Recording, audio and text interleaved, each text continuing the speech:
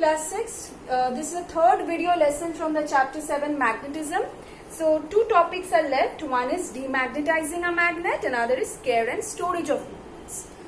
What is demagnetizing a magnet? That means we can actually destroy the property of a magnet by several ways.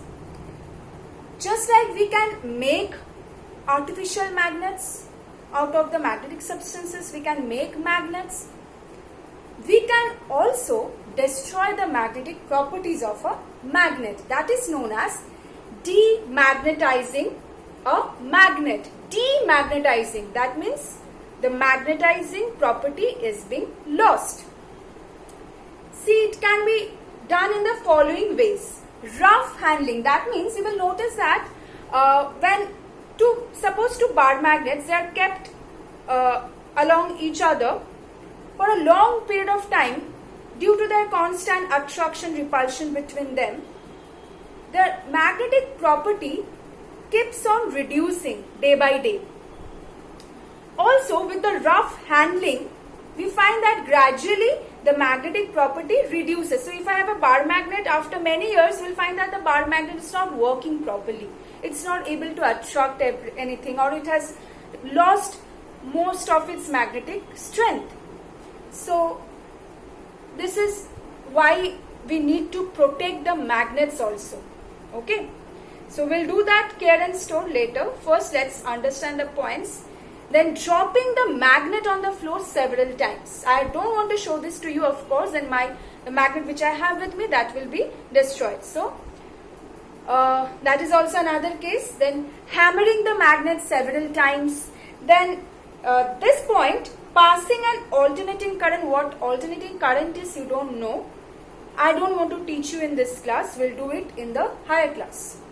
So leave that point.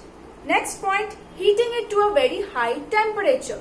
So these are the points which you need to know, which are done to demagnetize a magnet in order to remove the magnetic property from a magnet. Now, as you know that the magnets, as I have told you that if I leave two magnets close to each other, just like this, then after a few days or several days, I'll find that the two magnets, they are not behaving like magnets, because due to the constant attraction repulsion between them. So what happens? They lose their magnetic property. So magnets are kept. Suppose if I have two bar magnets, how will I keep them? Two bar magnets, see, it's separated also. I'm not even keeping them close to each other. I'm separating them with the help of a non-magnetic substance.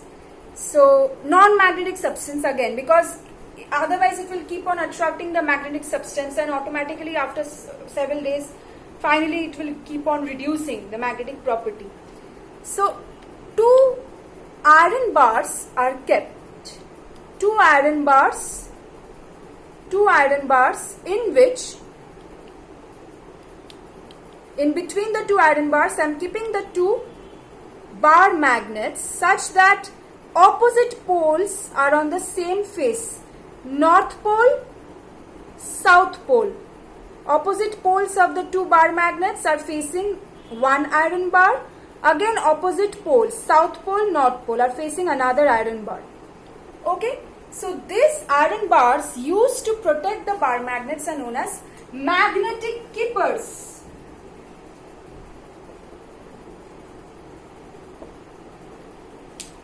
So for two bar magnets, we need two iron bars, one on top, one on below, right? Can you tell me then, for a horseshoe magnet, how many iron bar will I need? Only one. Why? Because these are the two poles, north pole, south pole. So for a horseshoe magnet, I'll need one iron bar. Even for one bar magnet, you will need two iron bar. One on top, one on below. Because they are like this. But here horseshoe magnet is like this. So obviously the two poles are here, so only one iron bar is enough, right? But here you have the two poles like this, so one on top, one on below. Okay? See the parts which you don't have to study. Earth as a magnet. Earth as a magnet you don't have to study.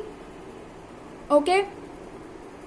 Then magnetizing a magnetic material, the different methods you have, single touch method, this you don't have to study, the whole thing. Single touch, double touch method, magnetizing by induction, all this you don't have to study. So, magnetizing a magnet is not there, not there, not there, not there. Okay? Up to this, not there. Again, electromagnets you don't have to study. Okay? Electromagnets, the whole page, materials used for electromagnets don't have to study. The entire page. Also, difference between permanent and electromagnet you don't have to study. Right? Don't have to study. Study the uses of magnets, of course. Again, see, in the last line you have electromagnets are used. Cross that. You don't have to study.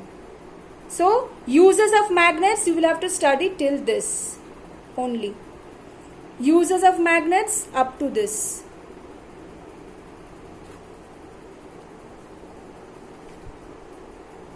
So, go through the video lessons and go through the chapter. Tell me if you have any problem and ask me, okay? And once again, after we do the question answers and objectives, I'll let you know if you have any confusion which part to study or not. Okay, if you have any confusion, then ask me. Otherwise, I've mentioned everything. So go through the video lessons and go through the chapter also.